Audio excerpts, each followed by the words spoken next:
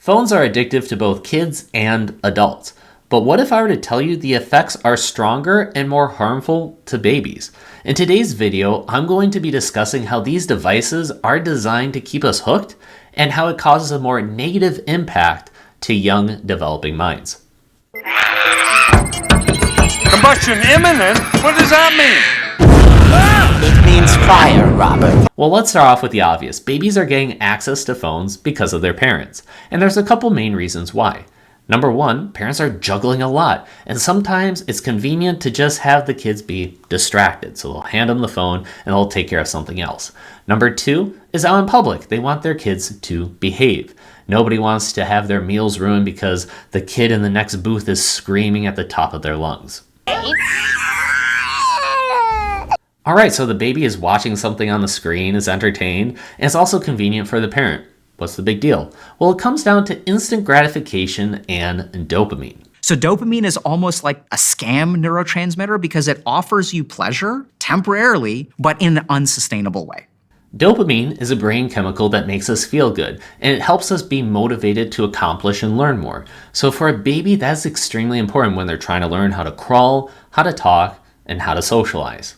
But here's the issue. These phones deliver such an intense dopamine rush that their brains are not equipped for it, especially just for their day-to-day lives. It's kind of like giving them candy as opposed to just fruit. The sugar difference is immense. The Cookie Monster with his eyes popping out his head, screaming, "Cookie, cookie, cookie!" Like, ugh. Kind of cookies are you talking about? Chocolate chips don't do that to people. So each time they watch or engage with something on a phone, their brains are getting flooded with dopamine. And over time, if they start to associate, oh, I can get all my reward, my pleasure from just this device and not have to work towards doing real-world interactions, that's where they become addicted. And you ever try to take a phone away from a kid? That's like them going through withdrawals. They get cranky, irritable, and they just throw a tantrum. See the connection?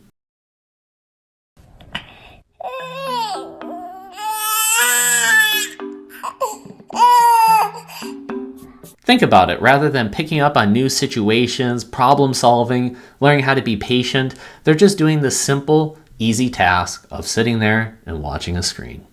Eventually, they fall further and further behind, and screens become a form of comfort and satisfaction for them. The amount of wiring and development in a baby's brain is extraordinary, especially at the beginning. And it's no surprise why these health organizations say, hey, avoid exposure to these devices at all costs. We aren't giving any messages that there's a potential downside. From birth to age 3, maybe they shouldn't have any technology, because really, do they need it? Then maybe from 3 to 6, they can have like maybe an hour of technology, but supervised, very controlled, and you're still encouraging sort of other exercise and activities. Okay, so you're smart, you get it. Baby plus phone equals no bueno. But what are the key designs on these apps that make it so addicting, not only for us, but for babies as well? First, endless scrolling and autoplay, and it is extremely effective at keeping us hooked, even as adults. How many times do we whip out our phone? We're just like, oh, it's just gonna be 5-10 minutes, and next thing we know, it's half an hour or an hour. Well, just think about it from a baby's perspective. They're getting fully entranced and lost with whatever they're watching. Is there a reason the pictures, the videos, the posts never seem to stop? We never get that stopping cue. We never get the signal saying, I've probably been on Twitter long enough now. By design. And by design. It's designed to make sure that you never hit the bottom. Pinterest and Twitter never end. Number two, they are visually and audibly designed to capture and retain your attention. Take a minute to look at the bright colors, the catchy sounds, the quick effects, and the fast transitions. This is extremely captivating for a developing mind. It's also no surprise to me why we're seeing an increased amount of ADD and shorter attention spans with children. Tell you what, let's do a little compare and contrast. I'm going to play a clip for you that represents something I used to watch back in the day. I don't know, maybe Mr. Rogers' Neighborhood, Sesame Street, and you're going to see how chill and relaxed it is compared to the content that is out there today. Real help to you and your neighbor.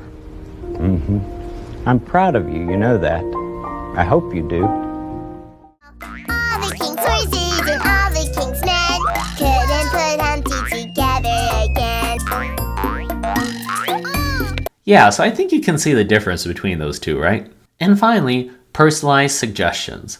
These apps want you and your kids to stay on the app for as long as possible. It's no mistake that they're investing so many resources for their algorithm to be able to detect, oh, that's what you like? Okay, we're going to just give you more of that. Oh, and by the way, check out this next thing, because they just want you to be in this feedback loop constantly and to be addicted.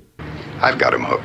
The technology is evolving rapidly. There's AI, there's going to be virtual reality. As it stands right now, adults are spending more and more time on their devices, and I'm pretty sure that it's also being passed along to babies and kids. And that's probably why we're seeing a lot more issues when it comes to anxiety, depression, and a lot of other mental health issues as well. Now, I'm not a licensed medical professional, but I'm able to connect the dots here and see this is an issue. In fact, I work with clients to help kick bad habits, such as spending less time on their phone. So if you know of anybody that could benefit from this, make sure to check out my testimonial page. I'll leave a link in the description. I was able to help people reduce their screen usage from 60 to even 80%. Just book a free chat, I'll give some tips, we'll talk one-on-one, and we'll get you started. In the meantime, make sure to like this video and share this with somebody else to spread awareness, because I can't tell you how many times I go into a restaurant and I see just the youngest baby scrolling on their phone. I'm like, oh, and it's not my place to say something, but at least by creating this video, I'm trying to make a difference and do my part.